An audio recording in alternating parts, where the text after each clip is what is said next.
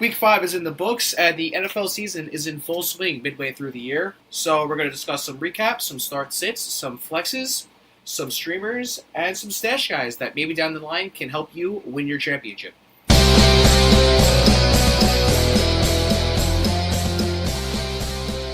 What's up, guys? We're back. This is Run the Gauntlet's Fantasy Football Podcast. Week 5 is Dunzo. This is Justin Alfiero. Next to me is Jimmy Lebo. Let's talk about the injuries first. We usually start off with the injuries around here. The Rams took 2 big blows. Brandon Cooks and Cooper Kupp both got concussions. That reminds me of last year when Robert Woods was like the last receiver on the Rams and he just had a bunch of like 30, 40-point weeks. Yeah, Robert Woods is in line for breakout. Quite a bit of work. Jay Ajayi has torn his ACL. If anyone owned him, like I did, I was personally trying to ship him out secretly before the major injury happened. The second I saw the lower back, I just got worried. Jay Ajayi has a terrible history of injuries. This is unfortunate, but now the Eagles committee is going to be Corey Clement, Wendell Smallwood, Josh Adams, and Darren Sproles will return to health at some point as well. Matt Breida, not sure if you're a Matt Breida guy. He's productive. I like Matt Breida. He has a high ankle sprain. You're looking 2 to 4 weeks on Matt Breida. Alfred Morris is set to lead that backfield. Kerryon Johnson sprained his ankle as well.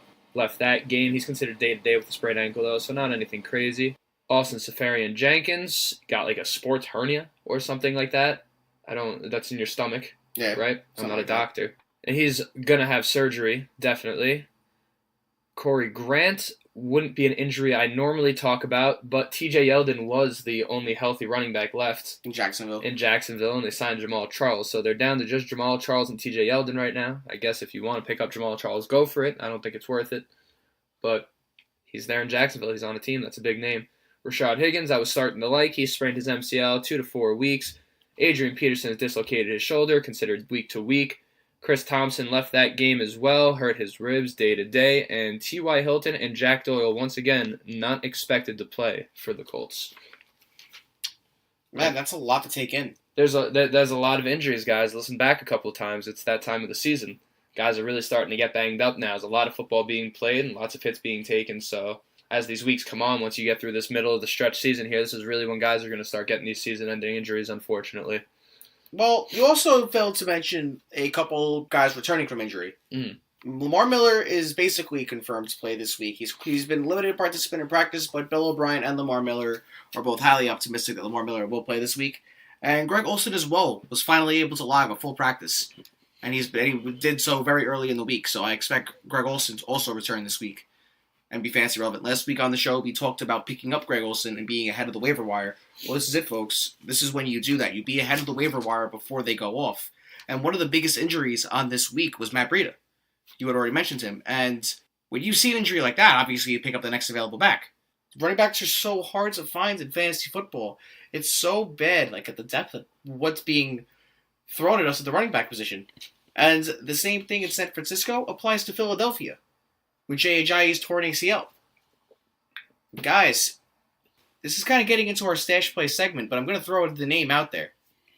Josh Adams on the Philadelphia Eagles, against a really game Indianapolis Colts defense, had 5 carries for 30 yards in his only action in the NFL so far. He's been a fan favorite. He's worked his way up from the preseason to the practice squad to the active roster. And once again, him and Wendell Smallwood are the only healthy running backs on the Philadelphia Eagles. Corey Clement will probably play because of the necessity of the situation. But Josh Adams is worth a pickup. Him, Wendell Smallwood, and Corey Clement are the next available backs in Philadelphia. And that's one major injury that really should be, shored up on your lineup if you own Jay Ajayi. Yeah, and I think it's important, especially in Philadelphia, because Philadelphia is a very productive offense, and their running backs are always very productive. I'm personally of Corey Clement. If you got Corey Clement, I'd say the pecking order for me is Corey Clement, Wendell Smallwood, Josh Adams. So it's one of those situations, guys, if in the wake of this injury, if Wendell Smallwood got picked up, if Corey Clement got picked up, pick up Josh Adams if no one has him. You want to try it. Technically, not a single week has been seen without Jay Ajayi, so you don't know who it's going to be in Philadelphia, considering they're traditionally a committee anyway. Anything goes over there. So Josh Adams is a name worth mentioning. I guess we might as well stick on committees because obviously after Mike Davis's big performance, everyone was wondering what was going to happen over there, and both of them produced very well, but obviously what's more important is the distribution of the touches. Chris Carson had 19 carries, Mike Davis had 12. Carson was incredible, 116 yards in those carries. Mike Davis, 68 yards as well. Both did a little bit out of the backfield, not too much. Davis vultured a touchdown from Chris Carson. So it looks like there's a little bit of a backfield brewing over there. The thing I don't like about committees is that I feel like each player's floor gets lower. But, I mean, we've seen all types of committees where both running backs are good. And I think this could be one of those situations. Seattle actually looks to be running the ball very well right now. So I think Carson's definitely RB2, RB3 at the lowest. Yeah. Going forward. Mike Davis, probably just want to keep him on your bench for until Mike Davis might be an RB2, man. He just had 60 yards. Yeah, it's just the distribution of the touches. You always have to take the guy with more touches at the running back position. Yeah, they're not obviously going to always be winning. Well, being close competitive games, scoring 33 points against the Los Angeles Rams. They're not going to do that every week. I mean, granted, they have Russell Wilson. That's not going to be because they're running the ball 50 times as effectively as they did last Sunday. Yeah. So you're right. Chris Carson definitely holds more value than Mike Davis, but both are totally worth owning. Yeah, I would say so. The same situation applies in Pittsburgh. Now, we have been talking about the Pittsburgh Steelers backfield for weeks on this show, even months going back to August. And guys, Ben Roethlisberger came out and said it today. He does not want James Conner to leave the offense after Bell's return. He specifically said that there's absolutely no reason to take James Conner out of the offense when Bell returns. It's mind-boggling that people are on this idea that James Conner will have zero role whatsoever, in my opinion. The guy is probably one of the most effective running backs in the NFL right now. Why are you going to take him out? Why are you going to run Le'Veon Bell into the grounds? Why are you going to run James Conner into the grounds? Make that a 1-2 punch of the gods and ride it to the Super Bowl. Pittsburgh has that opportunity, and they know it. Why not use Le'Veon Bell more in the slot and James Conner more in the backfield? There are a lot of options in Pittsburgh. If you're a James Conner owner, hold on to him. If you're somebody trying to sell high, pick up James Conner, because someone's going to undervalue him. And there's a lot of fantasy value in a committee like that where there's two guys that potentially have roles. Same as Seattle. There's cases like that all over the league. Obviously, you see the situation in Denver. We've talked about the situation in Denver, but just another example of a team that has two backs. Listen, Royce Freeman gets less than 10 carries every week, and he technically could be worse off at running back than Royce Freeman. It's not ideal.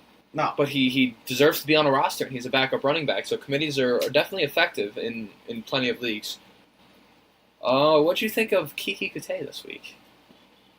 Kiki Katui, or Kate, however you say it. Kiki, do you love me? I'm just going to refer him to that. All right. As Kiki, do you love me? Do you love him? Yeah.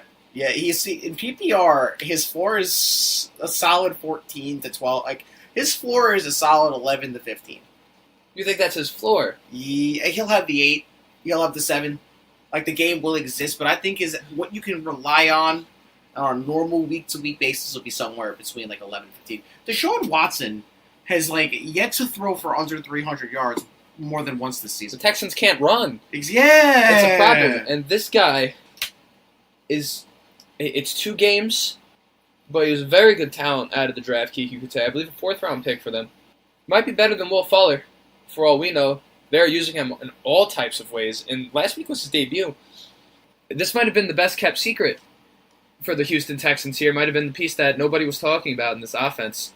And if you were fortunate enough to pick him up after last week and get him, you might be in for a fun ride this year. This might be a league winner, Kiki Kate. Who knows in that offense? Yeah, and just to kind of clarify what I was saying before about Deshaun Watson. Deshaun Watson, I'm going to go through his yardage totals to start the season. In week 1, 176 passing, 40 rushing, so 216 all-purpose. Week 2, 310 passing, 44 rushing, 354 all-purpose yards. Week 3, 385 yards passing, 36 rushing yards. Deshaun Watson, I'm going to stop at week 3 because there's no need of going further. It's the same story. 3 straight games, 400 all-purpose yards. He might get a little dinged up because Bill O'Brien's an idiot and they have to run the ball somehow. Clock can't always stop after every play. But a guy like Kiki Katui, a guy like Lamar Miller, a guy like DeAndre Hopkins, but he's irrelevant because he's DeAndre Hopkins.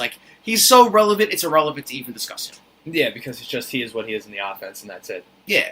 Anytime you could have a piece of the pie in what might be the number 1 passing yards offense in the NFL this season, you just do that. Watson's on that pace. He's right up there with everybody else. Just get the guy. He's on waivers. If you don't have to give up too much for him, do it. I agree. Another guy, I was talking earlier about buying low and selling high. LaShawn McCoy had 24 carries and 3 targets this week. That is probably the highest usage rate for Shady McCoy all season, and the first time he's eclipsed over 10 fantasy points. LaShawn McCoy, if you have the chance to buy low on Shady McCoy, go right ahead and do it, because he's totally worth a lot of the guys that are being valued a little higher than they probably should be because of 4 weeks of play, 5 weeks of play. Such as? TJ Yeldon. Somebody will invest in TJ Yeldon in the short term thinking he's safer than Shady McCoy. Don't get me wrong, I like TJ Yeldon. But if Shady McCoy doesn't get suspended this season, kind of like Ray Rice, when that happens, Shady McCoy can win you a championship, man. Josh Allen's only going to get better as the season goes on. Not to say that would be much more than a guy who could probably throw the ball 30 times for once. But, Shady McCoy will definitely be the beneficiary of a more experienced quarterback by like week 10, and that's when you're competing for a championship. If the Bills continue to be near 500, because they are 2-3 right now, like, we can't ignore the records for these teams, and Buffalo's right up there. Buffalo's won some really close competitive games. They blew out the Vikings. The Titans. Yeah. I like players on competitive teams, and Shady McCoy is definitely a buy low candidate for me. What I think is one that's kind of snuck under the radar, I kind of feel like only the guy that owns him knows it. Jordy Nelson's been pretty good lately. Nah, dude. This one, you know how this took me a while to catch on to, because in week 3 I saw the huge performance, and quite frankly did not bother to pay attention much to Jordy Nelson after the fact. Since week 3, he had the 6 receptions for 173 yards that week with the touchdown. He had 5 receptions for 48 yards and the touchdown in week 4, and then in week 5 he had 4 receptions, 43 yards, and the touchdown. Reminds you of anybody? Reminds me of Jordy Nelson with Aaron Rodgers throwing to him. It just keeps getting touchdowns. Doesn't it remind you of Michael Crabtree with Derek Carr? Because that's what I saw when Jordy Nelson in the offseason went to the Raiders. Well, I thought he was washed. Nah. I thought he was kind of washed. I'm not going to lie to you. And Jordy Nelson, if he's still a red zone threat, the Raiders need one. Jordy Nelson's definitely the best receiver in the red zone. If he wants to keep that up, and PPR, he's a great candidate for any team going forward. I'm sold on Jordy Nelson. Yeah, 100%, dude. And Derek Carr, he is playing a lot. Him and John Gruden have, like, I don't know what it is, but Derek Carr's first year under John Gruden, there's a real comfort level I've seen Derek Carr playing with this season that he didn't play with last year. Derek Carr is playing really well, and I'd love any of his receivers. Seth Roberts just hit 7 targets. Seth Roberts. I'm just saying, man. When that starts happening again, that's always a spot start you can rely on and hope for a touchdown. Well, let me just quickly ask you a question. Yeah. Because I think you have more to say than I have to say, but everyone saw it. What do you think of Robbie Anderson going forward? Robbie Anderson is a quality option for the next 2 weeks when the Jets are home. I could see him getting behind the Vikings, hopefully, and I could see him getting behind the Colts. Hopefully. I could see that happening because teams are now keyed in on Quincy and Nunwa and Isaiah Crowell, who just rushed for 219 yards. If the Jets' running game can do what it just did and give Sam Darnold that extra guy out of the box, like in the box for a play action, it's going to start being an issue with Sam Darnold, who had one of the best deep balls in college football last season. So then come into the NFL and have Robbie Anderson, one of the best deep threats in the NFL this season. It's not going to happen every week, and if you are in a league where someone like myself was stupid enough to drop Robbie Anderson, and like you have the chance to get Robbie Anderson, or even if he's not available to you, he's always one of those guys I look at in daily fantasy as well. I think his fantasy value is on the rise right now in New York. Aaron Jones going forward is someone I kind of like. If you have him there and you've just been disappointed not starting him, don't panic on Aaron Jones just yet. Nah, that committee works through the hot hands, and that's all it is. I am staying away from the Packers' backfields. I'm not abandoning Aaron Jones. I wouldn't say drop Aaron Jones, but I would not trust that going forward. If the Packers can't keep teams off the board early and Aaron Rodgers has to be a bad man. I didn't say put him in your lineup this week. What I did say was don't give up on Aaron Jones just yet, because I think he's the best running back on the team, and he's been receiving more carries than everyone since he got there. Yeah. Since he came back from suspension. Just someone I would hold on to. I know at this time of the year, maybe you started a little bit slower than you wanted to. You're picking guys up, dropping them, making some rash decisions. Aaron Jones is someone I would think twice about. That's all. Something I want to throw out there, because a lot of people are having issues at the tight end position. Austin Hooper just came off a 12-target game in a game where Matt Ryan only threw the ball 36 times, so that's a pretty high target percentage. Jeff Swain on the Dallas Cowboys is definitely somebody worth picking up. Cameron Brate on the Tampa Bay Buccaneers, that's Jameis Winston's boy right there. Pick him up. Him and Mike Evans, that's his 1-2. Without O.J. Howard, that's even more valuable. And that's about it what I thought with tight ends that was notable this week. But it is notable to see Austin Hooper not just having 1 reception for 12 yards, but 5 receptions and 12 targets. That's something worth being out there. Greg Olsen is available. Anybody with that hole at the tight end position could totally fill Which that. is a hole that a lot of people have. Yeah. A lot of people have that tight end hole. And Cameron Brate, we talked about it last week. That will at least put the Band-Aid on for now, and maybe that O.J. Howard thing drags out a little longer than you think. There's not much clarity in that injury. I'm going to go back to week 1, when I was expressing my concern that Kenny Golladay would take over Marvin Jones' role in the offense. What I had said at the time was something along the lines of, this game doesn't technically mean it's going to happen, but if it does happen, this is the game we're going to look at and say, well, this is when this happened. That was week 1. I don't think that's going to stop, unfortunately, Marvin Jones owners. I say if someone wants to buy on the name, go for it. I don't think Marvin Jones is a bad fantasy receiver at all. That being said, I just don't think he's going to be a wide receiver 2 this year, borderline wide receiver 1. He was that type of guy last year. I think that dream is dead for Marvin Jones, but I still think he should be a fine wide receiver 3, wide receiver 4 through most of the season, just not going to give you the value that you probably drafted him for. Marvin Jones was never going to live up to the lofty standards of being 3rd highest scoring wide receiver in standard leagues.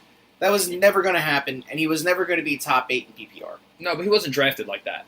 No, again, his draft value did mirror that. It's just, it's not that I do believe in Marvin Jones. I do believe in the Lions offense to eventually click with Marvin Jones. It's tough to be his owner.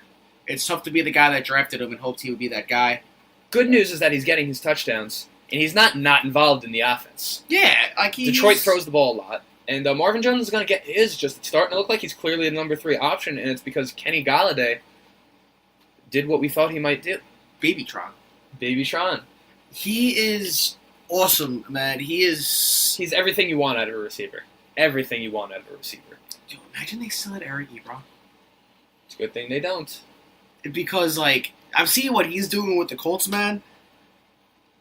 And they gave him up early in his career, and he has been a quality option. He has done great stuff for the Colts. He's been an integral and just a piece that the Colts could not afford to not have this season. And speak of that, I think in Baltimore you have that situation as well.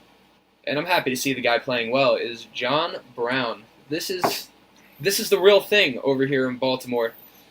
Did you know that while being 2nd on the team in targets with 44 and being 3rd on the team with receptions with 19, which is actually only a 43.7% catch rate, John Brown is, of people with more than 5 targets a game, other than Deshaun Jackson, John Brown leads the league with 20.8 yards per catch. He's had a reception of more than 25 yards in every game. The closest people past him, you have Tyler Lockett with 17.4 yards per catch, and that would be the same thing with Brandon Cooks. So he's 3 yards ahead of those guys that receive targets that he gets. Deshaun Jackson doesn't even have nearly as many targets as John Brown. He's had 40-plus yard receptions in 3 out of the past 5 games, which is the whole season. And 2 of his 3 touchdowns were from 20-plus yards out this season. John Brown is one of the best deep threats in the NFL, and Joe Flacco has a big arm. This is going to be someone you should be able to start just about every week because I think his targets basically guarantee that he's not going to bottom out on the week. And the big playability is the big playability. This is a beautiful flex. John Brown this week and just going forward. Yeah, I love how much they use him underneath, and he's not just a typical deep threat. Yeah. They're using him so much differently than Arizona, and, I absolutely love it. I think it helps his role so much. Cameron Meredith last week had 5 receptions on 5 targets for 71 yards. He is the clear-cut number 3 wide receiver in New Orleans right now. And that's only because Alvin Kamara is, too. Yeah, yeah, exactly. He's another guy. If he's on the waiver wire, pick him up. I did it a couple of weeks ago. I've been saying to do it for over 2 weeks on this show. guys, Cameron Meredith was a talent coming out of Chicago that was, honestly, you sold me on him last year. My guy Justin over here has been huge on Cameron Meredith, literally to the point where it almost got me off of Cameron Meredith, and I was slanderous to the talent that is Cameron Meredith. Cameron Meredith is actually a pretty good receiver. And he's a heck of a receiver. Yeah. He has all the metrics are there. You watch him play, he's a fluent athlete. He's runs young. Nice routes. He's very young. And a team like the Bears, listen, they could live without him, but it's just, that big injury. Nice to see him come back. I like Cameron Meredith. You're right. Yeah, and you see him with a quarterback like Drew Brees, like a true elite quarterback. Yeah, look what he did with Brian Hoyer. Yeah, there's always room for a second receiver in a Drew Brees offense. We've seen it. Room for like 4. Yeah, of course. Yeah, exactly. Ted Gittens, he's just hurt. The GOAT, bro. Okay, not fantasy-related question. Yeah. If you could have Peyton Manning, Drew Brees, or Tom Brady to be your starting quarterback for a franchise, you could only pick one, who would it be? That's an unfair question. For so many reasons. Number 1, I'm a Colts fan. Number 2, it really depends on the type of team I was trying to build. But I don't know. What Drew Brees has that most quarterbacks in the history of the game don't have, the amount he completes on the amount of attempts is just unbelievable. The ball comes out of this man's arm, comes out of his hand. His arm swings, the mechanics of throwing a football. And just the amount of times he completes that pass it's incredible. You rely on a guy like Alex Smith to complete that many passes because he's a game manager, so he's throwing less passes, and the point is that they're safer passes, and the point is to get the completions. But Drew Brees is pushing the ball constantly. Yeah. And he is just always an air raid.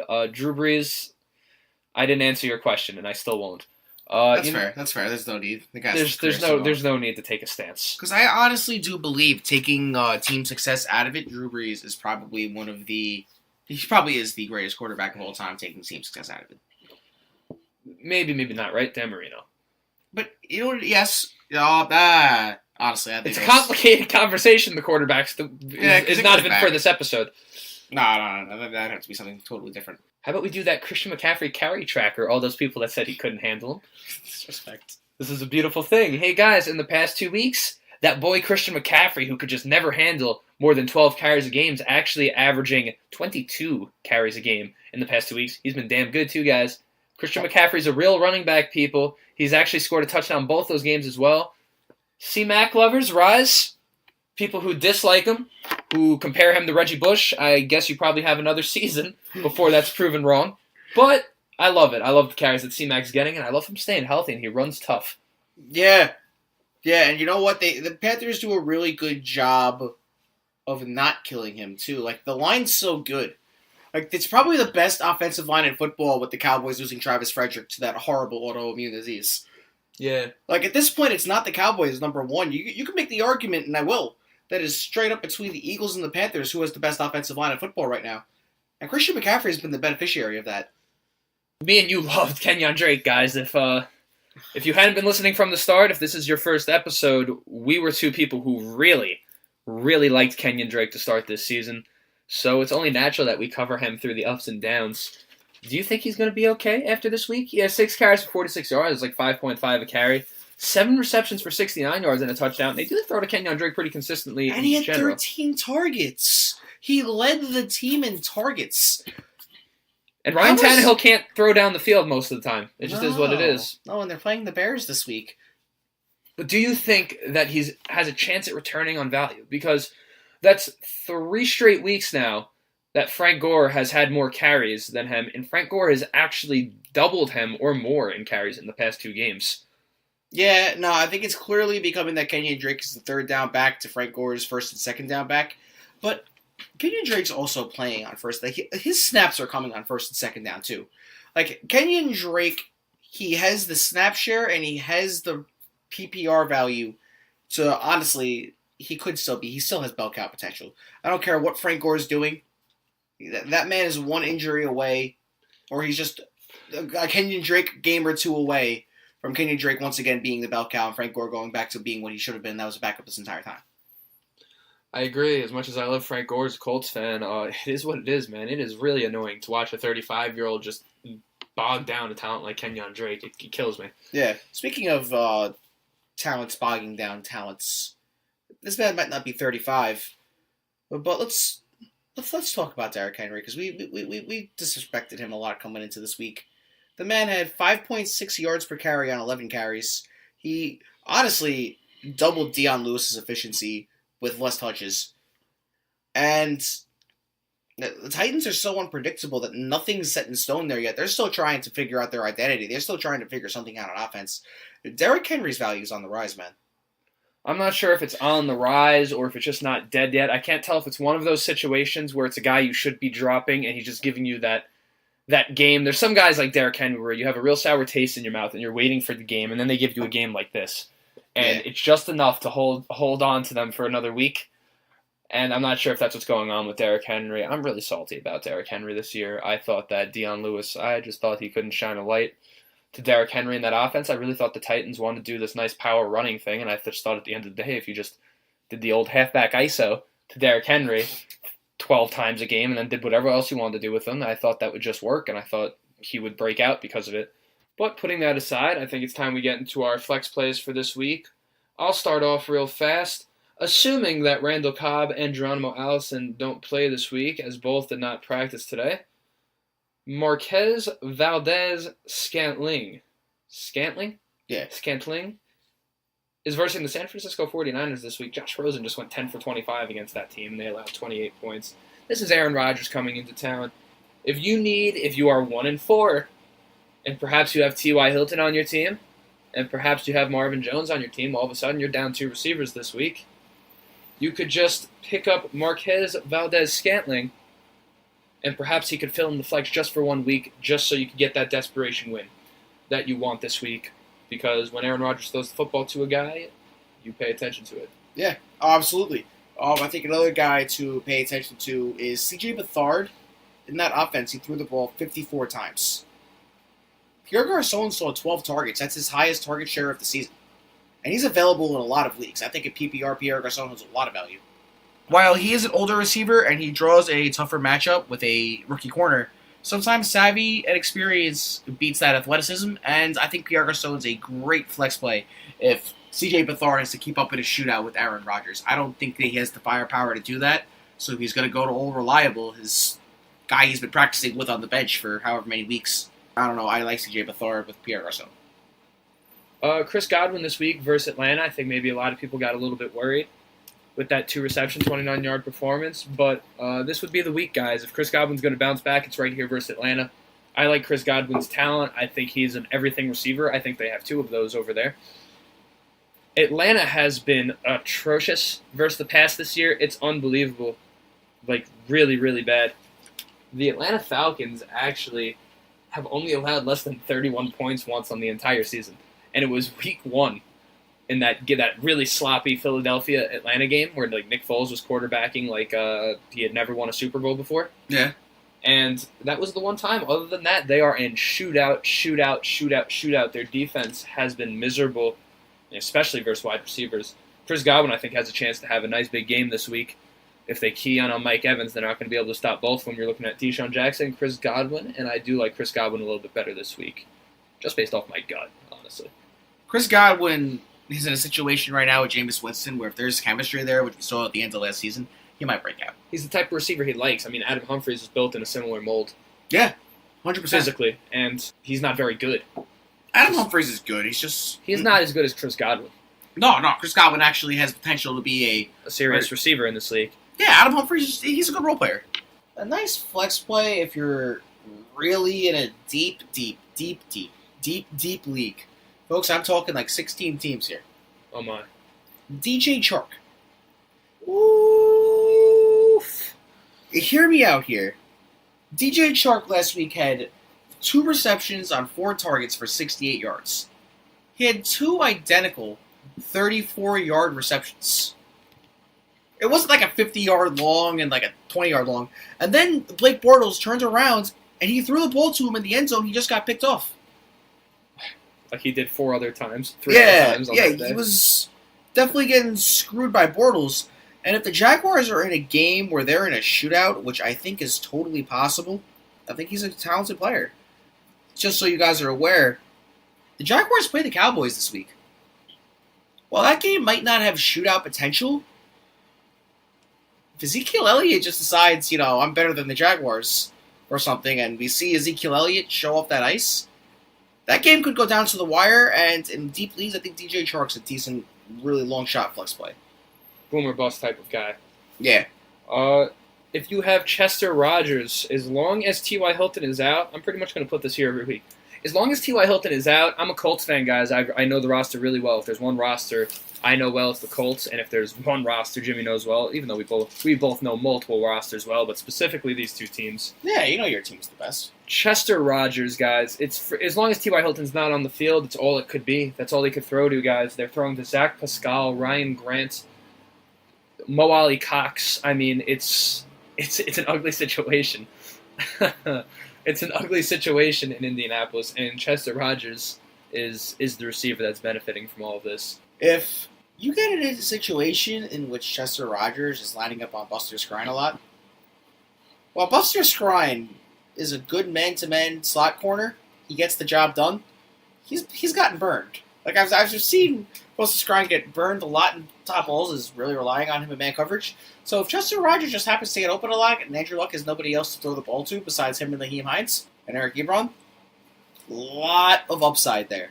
Yeah, and he's put up 19 and 16 in the past 2 weeks in PPR formats. Yeah, and it's because of T.Y. Hilton injuries, guys. It's that will continue for as long as Hilton's out, and perhaps when he comes back, he might have some appeal too because he's proven himself in this time. Other than that one drop pass. Yeah. Oh, that one drop pass down the field, that was terrible. Another flex play that I like this week is, guys, I don't know, 1 + 1 = 2, right? Beast Mode versus Seattle. Yeah. If he doesn't stick it to the Seahawks, man, who is Beast Mode? Yeah, it's true. Who is that skittle-eating maniac? If not the man that's going to run for a touchdown at the goal line versus the Seahawks to win the game. Apparently not. Apparently John Gruden doesn't think you have to do that. He threw another pick. The same thing. Marshawn Lynch can't catch a break, Chief. Yo, I don't know what it is. John Gruden, you're an idiot. I'm just going to go on with my next flex play here. James White versus the Chiefs. That's brilliant. That's a good one. I can't see a world in which the Patriots aren't throwing the football a lot versus the Chiefs, and I can't see a world in which the Chiefs aren't throwing the football a lot against the Patriots. And these are the games James... And these are the games that James White just reminds everyone why the Patriots backfield isn't that really hard to figure out, number one. And number two, this is why this guy reminds people where if the Patriots weren't coming back 28-3 and it was just a regular high scoring Super Bowl, James White made a really good argument for being Super Bowl MVP 2 years ago. As far as I'm concerned, you give the MVP to Tom Brady because they came back 28-3. But if there was a non-quarterback MVP in that game, that guy was James White. And I'm not the only person who felt this way. Following the Super Bowl, Tom Brady actually agreed with my sentiment. Tom Brady actually agreed with that so much that he gave James White the truck that you get for winning the Super Bowl MVP. Like Kia gave him a truck, or was it Ford? I forget who it was. It wasn't relevant. Long story short, Tom Brady felt so strongly that James White should have been the Super Bowl MVP when they played the Atlanta Falcons because he was just unstoppable catching the football. And he even felt James White should be the MVP. And do you think that the Patriots are going to be looking to the eyes of a bad man in Patrick Mahomes, and they're not going in all hands on deck with a questionable Rob Gronkowski? James White might see like 10+ targets, along with a random rushing touchdown, because they use him in the red zone when crunch time comes around. James White's that's when he gets his rushing points. Speak of rushing points, we were talking about Jay Ajayi. I'm going to take a layup here on the flex play, or what I think is a layup. Corey Clement versus the Giants, I think, is someone to play this week. I have Corey Clement on my bench. Well, I have him in my flex this week, actually, just in case you were wondering. And this is the first guy to take a chance on in Philly in the wake of the Jay Ajayi injury. This should work. Last time Jay Ajayi was hurt, there's no reason it wouldn't. Last time Jay Ajayi missed time, he got 16 touches in that game. The Giants suck. They've been a relatively above average running back matchup. Eagles offense loves to run the ball. They love to throw to the running backs. And honestly, if full-time starter, Corey Clement might be better than Jay Ajayi, at least for fantasy purposes. Yeah, he's more multi-purpose back. Sure, it's a short week. Crazy things have happened on these short weeks. And the Giants are totally the team to have that big game against this year because they're the Giants. They're the 63-yard kick taken, 200 Corey Clement yard taken Giants. That'd be something if he did that, man. That really would be something. I think this is a layup flex play after what Robbie Anderson did last week. But Robert Woods versus the Denver Broncos. Until Denver proves they could stop somebody, I'm taking every receiver on the outside that's not matched up on Chris Harris. And now we get into the quarterback streamers for the week. Let's just do some quick rapid fire here. Jameis Winston versus Atlanta. I said the stats I said about Atlanta versus before. Tampa Bay Buccaneers are in for a lot of points this week. I think he's an excellent quarterback streamer. I think Andy Dalton versus the Pittsburgh Steelers, excellent streamer. That's bound to be a shootout. And I have C.J. Beathard versus the Green Bay Packers. He's quietly been putting up some big numbers in 2 starts. And they're going to throw a lot versus Aaron Rodgers. What do you got at QB streamers? I got Blake Bortles versus Dallas. Again, I believe that game has some shootout potential. I actually agreed with you on Jameis Winston and C.J. Beathard. I had both of them. And I got Sam Darnold versus the Colts. That's terrible. No, it is not. Sam Darnold has the chance to go up against the Colts, man. Oh, in fact, actually, I forgot to mention, similar to Sam Darnold versus the Colts, Baker Mayfield versus the Chargers. Chargers are a juicy matchup. Yeah. They just can't stop anyone. The Chargers are the same team every year, guys. Here's my this is implemented in my mind now. Going forward in the offseason, what I'm going to do is just not pay attention to anything that anyone says about the Chargers. Yo, because they had so much hype. It's how many years in a row. And it's been going on since well into the early days of Phillip Rivers. And it's just, the Chargers are the Chargers. They're the same team every year. They get smacked by injuries, their defense doesn't perform, and their offense has to pick up the slack. So my 3 safest defenses this week are the Cleveland Browns versus the Los Angeles Chargers. Should be able to pick them up in most formats. The Carolina Panthers versus the Washington Redskins. Hopefully they're available in your league. If not, sorry to tell you. And also the Houston Texans versus the Buffalo Bills. I think all 3 of those matchups are relatively safe and relatively reliable. All right, and at the beginning of the show, we also promised that we were going to hit some stash guys that you could just get on your bench and hope for some fun down the road. Cameron Meredith has been one of those for you. We've never actually done a segment for it. No, this is the first time. So this is here they are. Can we use the word steamy to describe that? Steamy stashes? Sure, why not? Steamy stashes. Right off the bat, he had a touchdown last week. I'm a little upset about it because I played DJ Moore as a high upside guy in DraftKings. But Curtis Samuel, this is his first game back, and he had over 10 points in PPR. I think that Ronald Jones obviously has had disappointing preseason, disappointing start to the season. I think he's a good stash play. Listen, the Buccaneers can't run the ball worth a you-know-what. And Ronald Jones hasn't done a great job of it either in his opportunities. But Peyton Barber's not good either. Nah, they invested a second-round draft pick. They invested a second-round draft pick. They got smacked before their bye week. They have a little soul-searching to do, but at the end of that game, they started doing more Ronald Jones than Peyton Barber. He actually ended up with more touches than Peyton Barber did. So that's worth keeping tabs on out of the bye. You put him on your bench. Who knows? Maybe you get lucky and they just do a heavy dosage of Ronald Jones this week, and he turns into a guy that you could actually use at running back. Yeah. My favorite stash of the week is Greg Zuerlein, the kicker for the LA Rams. I don't know if you guys are familiar with what Greg Zuerlein did last year, but Greg Zuerlein was another wide receiver for your team in PPR formats. And he should be coming back either this week or next week. And, let's just take that. If you don't get him, if he doesn't play, just drop him for Cairo Santos and pick him up next week. Yeah, it's a kicker. Kind of getting off of kickers because, stop it. We talked about him earlier in the show, but Jeff Swaim, stash him. One more good week, man. He's starting tight end worthy. Yeah, in PPR especially. It's been, because maybe the touchdowns won't always be there, but, the Cowboys throw to him. Yeah. That's all you could ask for, some targets and some receptions out of your tight end in PPR. Exactly, man. You don't really need that much more.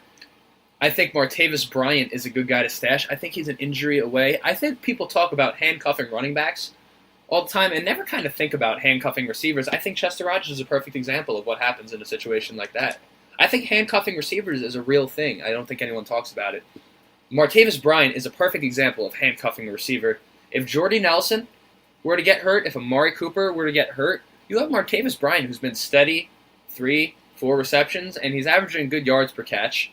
who knows? He might pop one off. Maybe he hits his rhythm at some point this year. I think he's a good guy. That's a free agent in a lot of leagues that you can pick up, keep on your bench, and see maybe the upside hits at some point. That was a nice one.